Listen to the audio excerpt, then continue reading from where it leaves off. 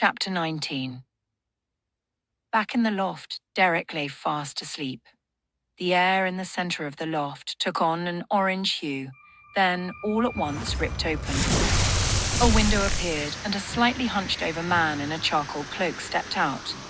His face, the one Andy had seen in the cavern, which certainly must have looked human at some point, had indeed taken on reptilian characteristics with the exception of the horrid wrinkles. He had 2 slits for a nose, thin black slices for pupils, and the absence of exterior ears. He walked with a small limp under the assistance of a tall walking staff, much like Pradicus's. His head, torso, and arm movements were smooth and seemed synchronized with one another. An arm didn't move without also his head or torso somewhat slithering along with it. He approached Derek. "So this is the vein in which you landed," he said in a smooth yet gravelly snake-like tone. "I've been looking a long time for you, boy. Let's have it. The emerald." Derek didn't answer or flinch. "Wake up, boy, or I'll gut your entrails." He swatted Derek's leg with his staff. Again, Derek failed to respond. He brushed Derek's cheek with a claw-like nail protruding out from a long, bony finger. He ran it downward toward his mouth, then hooked it under his chin and pressed in. Derek sprung to life in agony. "Who are you?" he garbled under vocal strain. "What on earth do you want?" "My name is Velicious. I'll have that emerald now." "I swear to God," he coughed, "I don't have it." "Come now," Velicious chuckled confidently. "Do you really believe faith has any bearing here, you diseased, worthless carcass?" He applied more pressure to the soft tissue under Derek's chin. "I press any harder, boy, and you'll open. Where is it?" Derek floundered around, struggling for a breath, landing his hands around the wrist of his tormentor. He pulled down hard. Velicious released the pressure. "So someone values the pitiful life he lives. I feel the stone's presence. There's no denying that it is nearby." He leaned in close to Derek. "You cost me my serpent. For that, I'll have your cold, dead body on a wall until you rot." "No," Derek said under his breath. He then leaned in closer yet, touching his cheek against Velicious's. "You filthy salamander, you won't ever see that stone again," he whispered. "And I only wish I was the one responsible for your oversized iguana's death. Then my cold, dead body could wear a satisfied grin while I rot on your wall. What the heck? Why don't I just take credit for it right now? It died like a pansy, begging for its life. I watched it and laughed while it squirmed for its last breath." Velicious took a step back, screamed in a fit of rage, and then wrapped his long fingers around Derek's throat. "You dare to toy with me, boy, I'll tear you limb from limb." "Then do it, you ugly cuss. You threaten because you can't follow through. Do it!" Velicious squeezed hard, watching the life begin to empty itself of Derek's limp, compliant body. Suddenly, he stopped. "Hanging Judas," he said, releasing his hold. "Of course, you wily fox, you're protecting her." Derek fell forward, coughing and straining for breath. "I'm not protecting anyone. Finish it, you powerless, overgrown hobgoblin."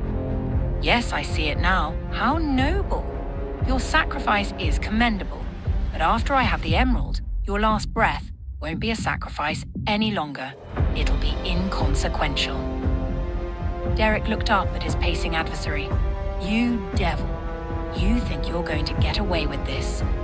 You don't know what stands against you, do you? I've seen them. There are beings out there that will stop you."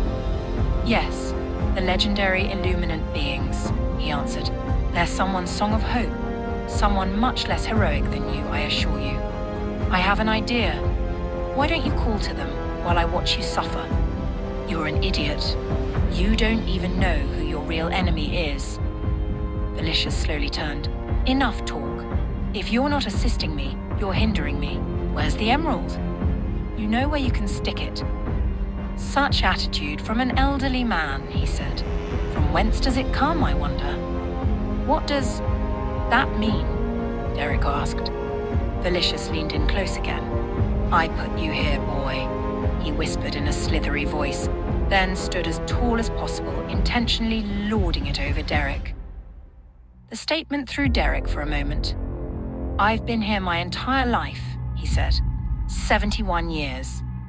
"Is that so? Then what specifically can you tell me about your life 1 year ago?" Derek's eyes ran around the loft as he tried hard to pull a memory. Clouded thoughts of Katie emerged. "It's not there, boy. What you have is general memories from the vein that might have been." Derek didn't answer. "No comeback, no foul name for me. I'm disappointed." Derek looked away. "The cruise, the inscription on the tombstone," he said under his breath. "Are you that dense?" Felicius asked, emphasizing the last word. "I just said they were memories that might have been." Derek was quiet again. "I believe I'm beginning to understand," Felicius said, with a deeper, grittier voice. "You can't comprehend it. Oh, this is laughable. Our hero is more dense than presumed." Derek glared furiously into the dull, black, slivered pupils staring back at him.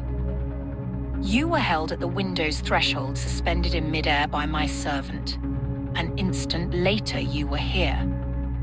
What you fail to understand, my dense boy, is that there are billions of possible veins branching out from the smallest of decisions. History reveals plainly the ones you chose, but the future is unwritten. You could end up in any one of those billions of veins from here simply because you chose left instead of right. What you see around you is a possible future for you. You're still the young, impetuous teenager you were a few months ago. You've been dropped into one of those veins for one purpose: to deliver me the Atlas sooner than later. If what you say is true, why didn't you show up before now? I remember waking up in the field. It was months ago. I placed you at the 70th year parallel. It took me 5 months to track down which vein. That's hogwash. You're telling me I'm still 17 years old. I don't expect a failing high school student to grasp the complexities of time bending.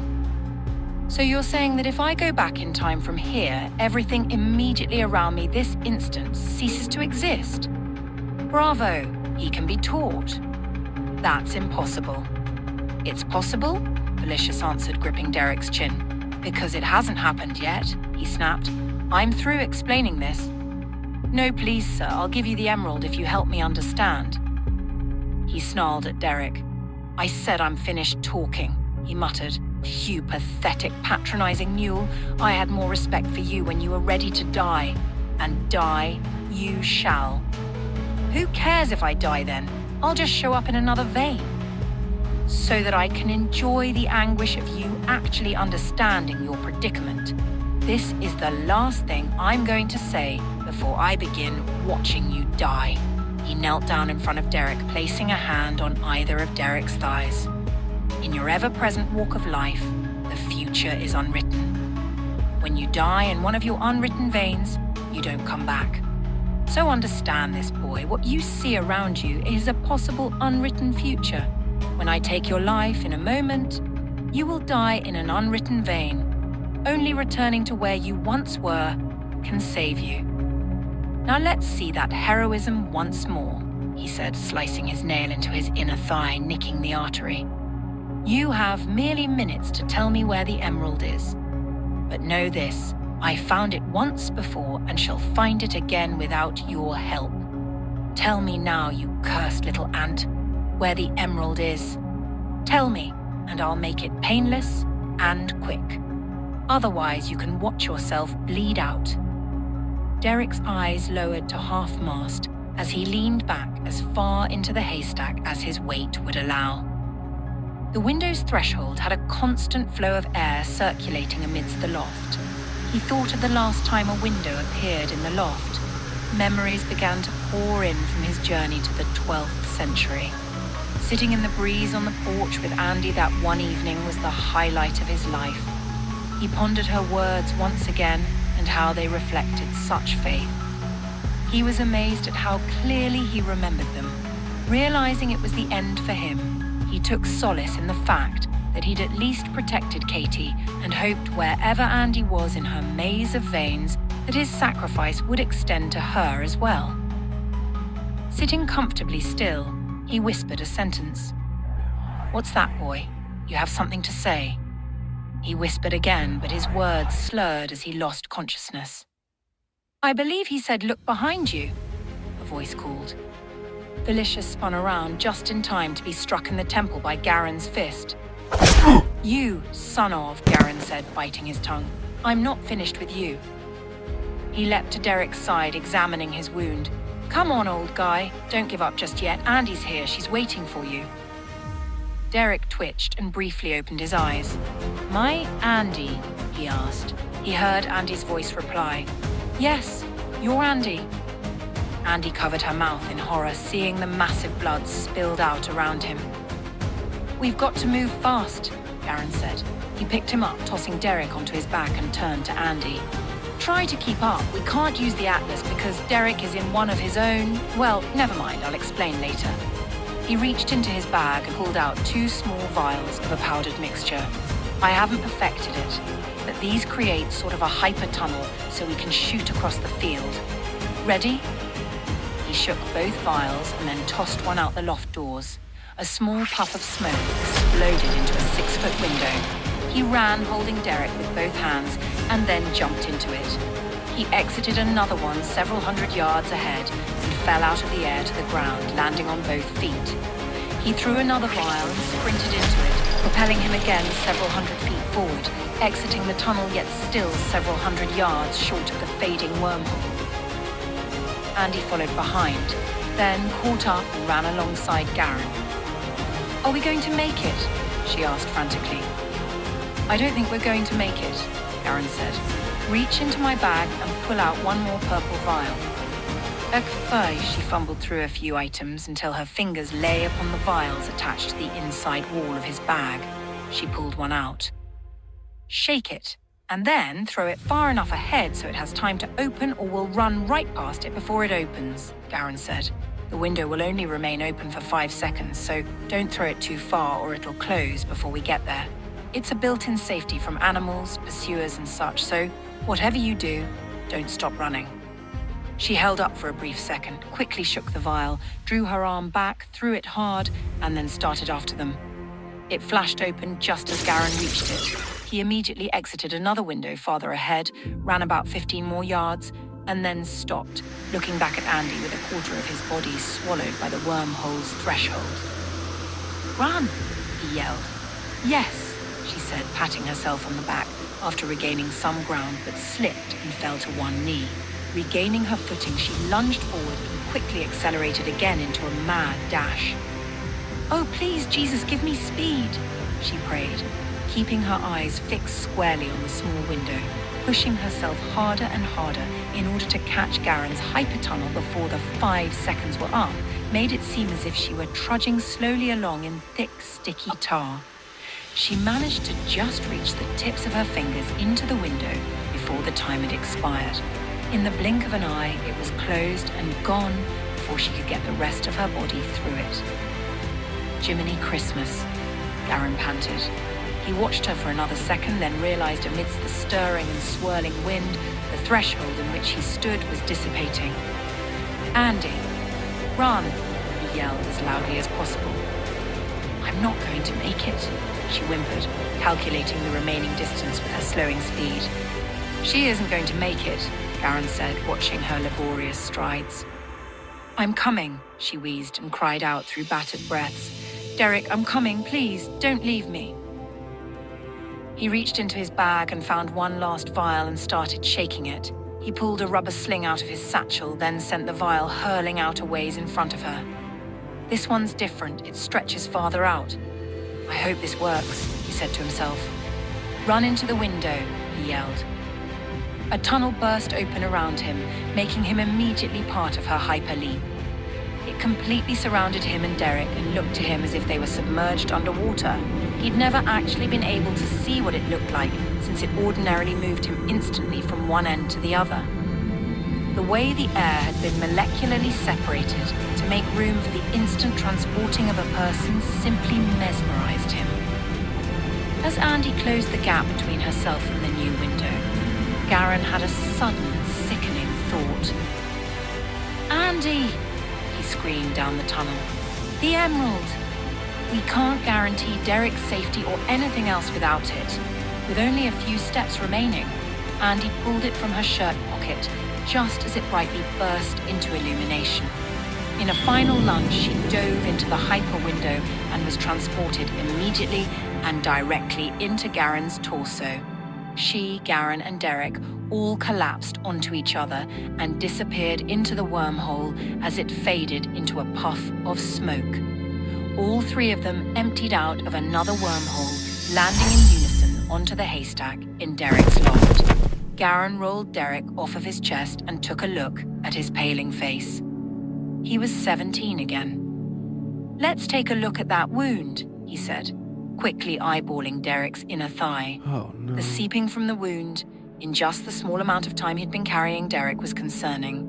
When his fingers settled lightly against Derek's pant leg, they left a saturation impression. Large intermingled splotches, scattered smears, and countless peppered droplets of Derek's bloodletting extended to most of Garen's clothing and upper body. "Andy, I need your help." "Now, Andy, we're losing him." He glanced over at her and then gasped at her limp, lifeless body. Protruding out from her chest was the unmistakable arrowhead of a horseman's arrow, which he immediately noticed was also gouged into her back. "What in flaming Hades, Andy? No! No! Oh my God in heaven, how could you have let this happen?" He leapt to her side and checked her pulse. There was nothing. He grasped her wrist and tapped it determinedly. "Andy. Come on, Andy, this just can't be. Come on, girl, we've got Derek back. Please, please." He paused as the realization began to settle in. She was gone. He snapped the arrowhead off with a single angry twist of his wrist. "God, no, not her. Why her?" he wailed through clenched teeth. He gazed across at her body toward her other wrist and found, still wrapped within her fisted fingers, the emerald. He peeled her fingers back. A weltering blister in the center of her palm, as well as along the inner recesses of her fingers, remained from its scorching. He removed the stone, pocketing it. He brushed the hair from her face, studying it, and then pressed his lips together in a somber expression as his favorite memory of her swept into the forefront of his thoughts. Then, as if a voice had whispered into his ear, he quickly picked her body up into his arms and rushed back to the wormhole, taking one step into it. The circulating wind had her gown flapping and fluttering about her listless, draped legs. He took a long, last look upon the unemotional expression she wore, watching her hair dance in the spiraling airstream, and then released her. The thought of a ragdoll came to mind at the sight of her limp arms and legs swaying about by the air's stirring. Then, in another second's passing, she simply vanished before his eyes. He stepped back out of the wormhole and watched as it too evaporated into a tuft of smoke. He immediately returned his attention again to Derek. He reached into his satchel and drew out a leather sack. Emptying its contents into mid-air, the stones instantly aligned themselves, and the atlas was formed, short of one stone. He pulled the emerald out of his pocket and placed it in its precise location in the atlas. He spoke to the atlas.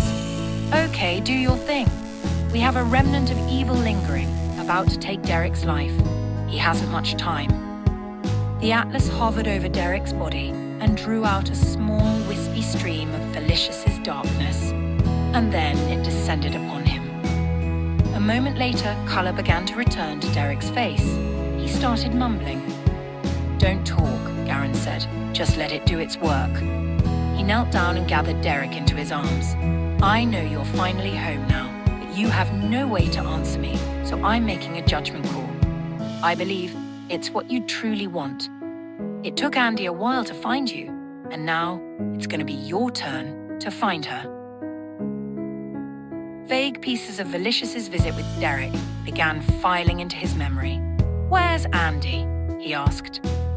"That's not important right now. What is important is that we get you back to the 12th century before this mess gets too far out of hand. She was killed in one of your future veins, not one of hers, meaning there might still be a chance to save her. I'm afraid we're not going to be able to track her without some help. Help? From whom? Hush, just relax. There's nobody left, Derek slurred. Where are we going to find helps? Garin raised his eyebrows. L'Ignordre, he said in an ominous tone. Derek's body jolted and his eyes, heavy as they were, peered back at Garin boldly. You ready to do this, bud? Garin asked. Derek closed his eyes and sighed. He then looked up at Garin again. I'd move heaven and earth for that girl, he said with solemn determination. I'm really glad to hear you say that, Garin answered. Because I don't know if even that would be enough, he added under his breath. He addressed the Atlas. Well, don't make me scrunch down. Come on, give me a hand. The Atlas immediately expanded large enough for him to step through with Derek in his arms. After doing so, the Atlas collapsed behind them and vanished.